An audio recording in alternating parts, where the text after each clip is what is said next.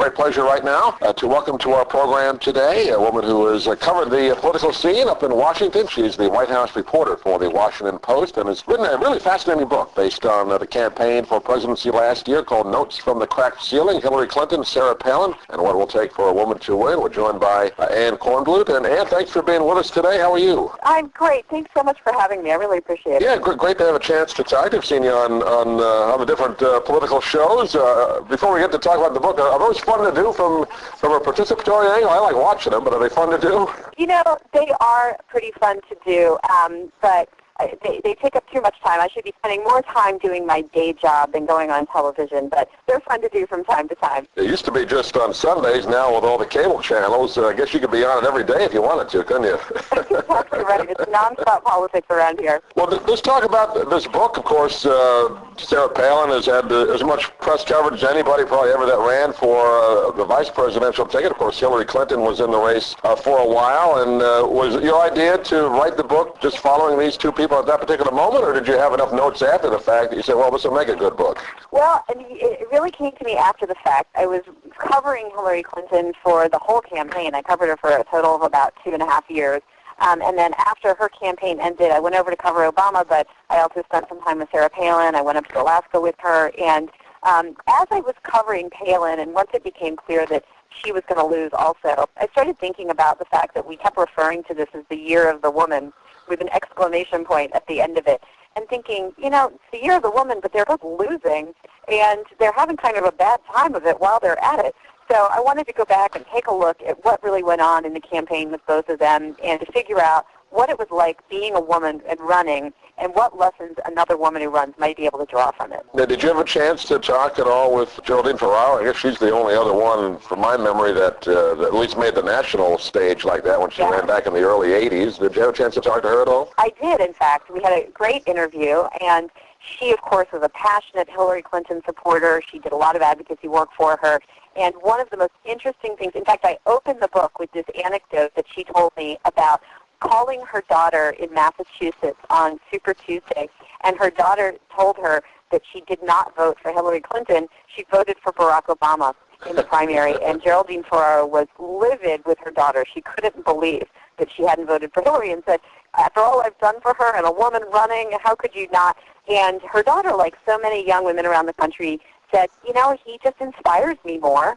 And a lot of young women felt the same way, and that was one of the reasons that Hillary Clinton didn't win overall, is that she didn't win a majority of young women. She split that vote with Obama. So Geraldine Ferraro was, and she wasn't mad at her daughter, she was mad at the world, really, when the polling was over and we had a chance to talk.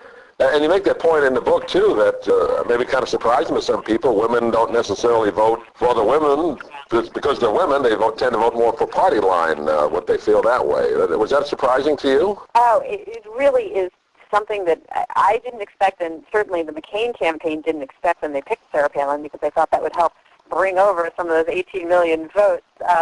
And in the end, it didn't happen at all.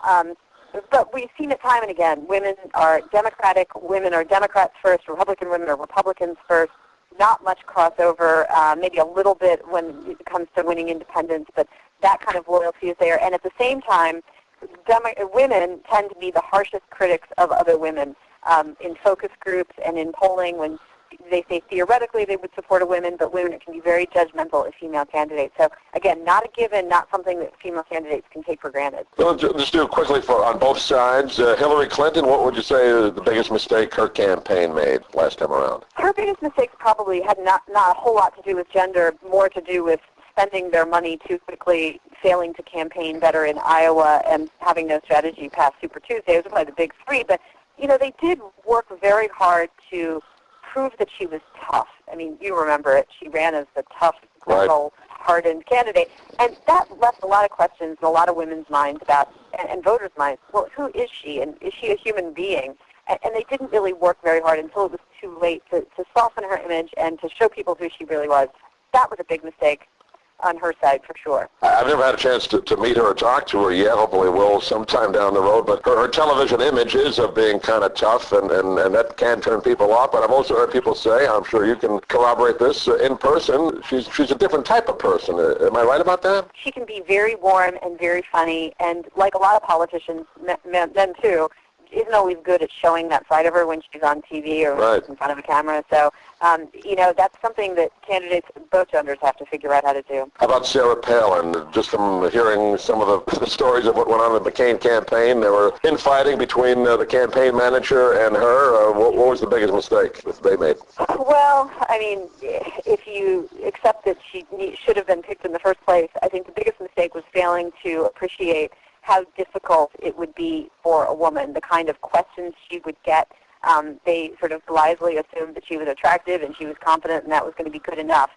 And, in fact, voters are very skeptical of new women on the scene. They want to know what makes her qualified, what makes her credentialed, and they weren't prepared to answer those questions or for the attacks they were bound to get, nor did they really seem to understand that her family was going to come into the equation. Like it or not, it's a double standard. Nonetheless, voters want to know about your family. And in her family, she had some unique circumstances that had to be talked about, and that caught them off guard, and that just set the ball rolling for a really rocky couple of months when she was on the ticket. Do you think the media was fair to her in this past coverage? I think that for both Clinton and Palin, there were a lot of examples of the media being absolutely unfair, and asking questions that not only don't get asked of men, but shouldn't get asked of either gender, of making fun of both of them in ways that, we try not to make fun of our national leaders, although, we poke fun at them, but being derisive in ways that weren't necessarily appropriate.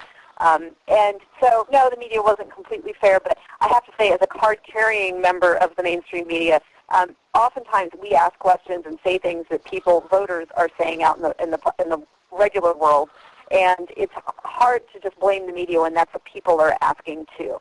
So it might be society as much as it is the media. I think now in this past couple of cycles we've seen more of the comedy shows really get involved in the political. I know it's always been that way to a point, but it was more, Bob Hope did some of it, Johnny Carson, but it was never kind of with a knife. I think the last couple of cycles we've seen both sides really, hit pretty hard from the comedian's perspective. Have you found that? Oh, it's absolutely true. Yeah, absolutely true. I mean, I do think it's true for men as it is for women, but even so, I think a lot of what we saw in this last cycle was that it was much easier to make fun of Clinton and Palin than it was to make fun of Obama, and to a lesser extent McCain. But Obama was shielded from some of that, although that's starting to wear off now. Well, the name of the book is Notes from the Cracked Ceiling, and from your doing the research on this and talking to people, Ann, in this last election cycle, do you think America is more poised to elect a woman eventually? I think theoretically, yes. I think it's going to be tough. I think the lesson we saw in 2008, it's going to be tough. The second half of the book, I talk a lot about